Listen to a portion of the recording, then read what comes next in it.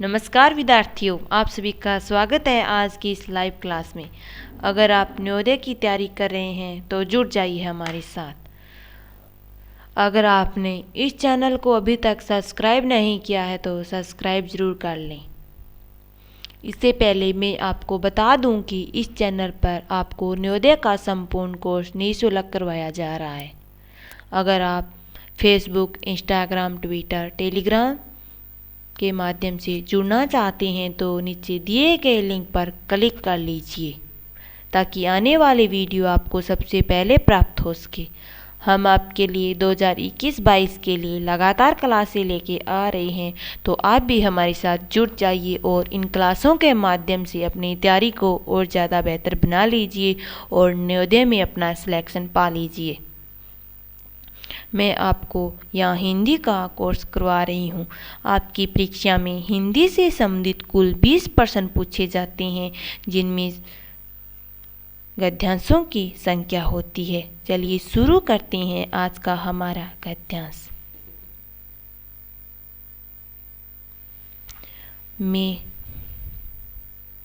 मैं और गहराई की खोज में किनारों से दूर गई तो मैंने एक ऐसी वस्तु देखी कि मैं चौंक पड़ी।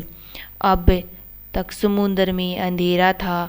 सूर्य का प्रकाश कुछ ही भीतर तक पहुंच पाता था और बल लगाकर देखने के कारण मेरे नेत्र दुखने लगे थे। मैं सोच रही थी कि यहाँ पर जीवों को कैसे दिखाई पड़ता होगा कि सामने ऐसा जीव दिखाई पड़ा मानो कोई लालटेन लिए घूम रहा हो। यह एक अत्यंत सुंदर मछली थी। इसके शरीर से एक प्रकार की चमक निकलती थी जो इसे मार्ग दिखलाती थी। इसका प्रकाश देखकर कितनी छोटी छोटी अनजान मछलियाँ इसके पास आ जाती थी और यह जब भूखी होती तो पेट भर उनका भोजन करती थी।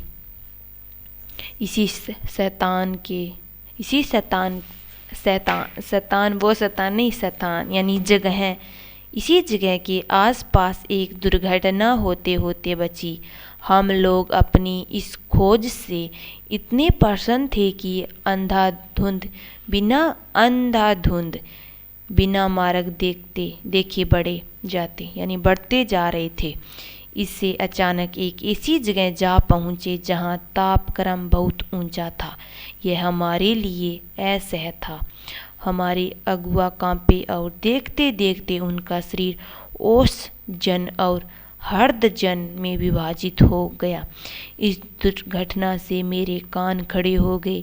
मैं अपने और बुद्धिमान साथियों के साथ एक और निकल भागी। चलिए पढ़ते हैं हमारे पहले क्वेश्चन की ओर।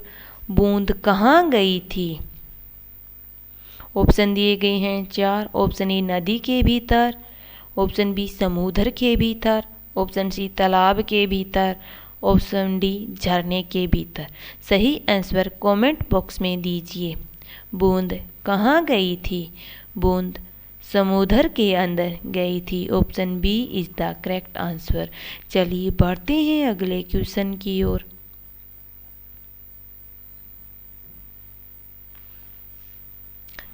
बूंद को कैसा जीव दिखाई दिया?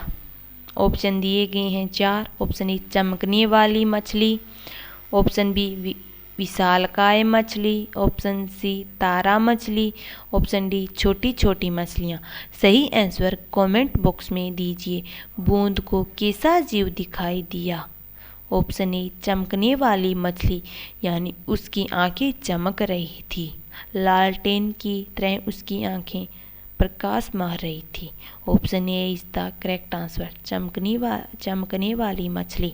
चलिए बढ़ते हैं अगले क्वेश्चन की ओर।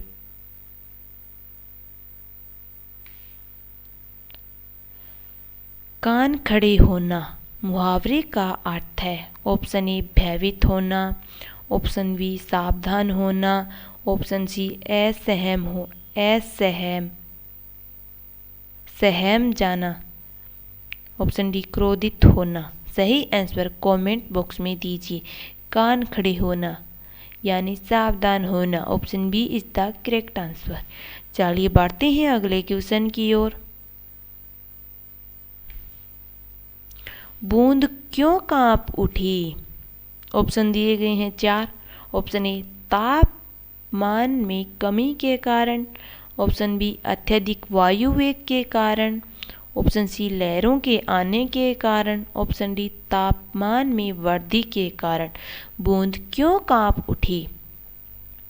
Option D is the correct answer. तापमान में वृद्धि के कारण, क्योंकि तापमान उनसे सहन नहीं हो रहा था, वहाँ तापमान में वृद्धि थी। चलिए बढ़ते हैं अगले क्वेश्चन की ओर।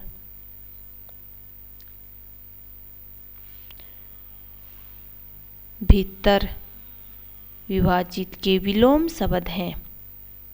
ऑप्शन ए अंदर खंडित, ऑप्शन बी अंदर क्षणिक, ऑप्शन सी अंदर अविभाजित, ऑप्शन डी बाहर अविभाजित।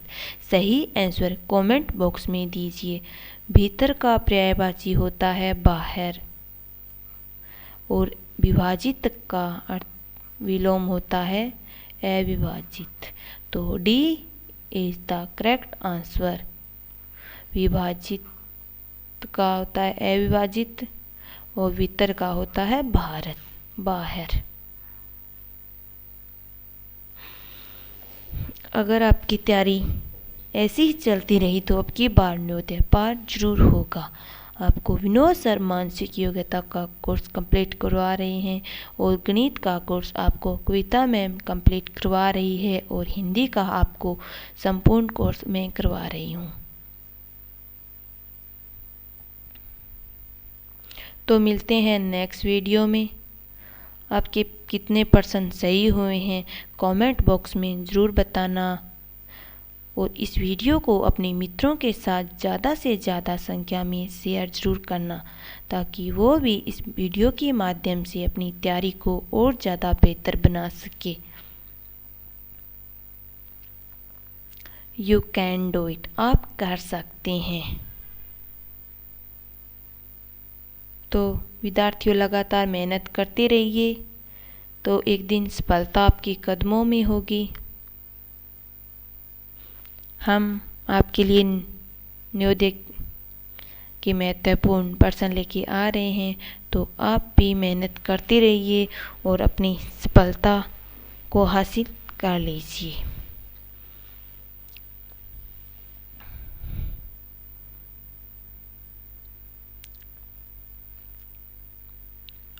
तैयारी अच्छे से करोगे तो सिलेक्शन ज़रूर होगा। All the best. तो धन्यवाद।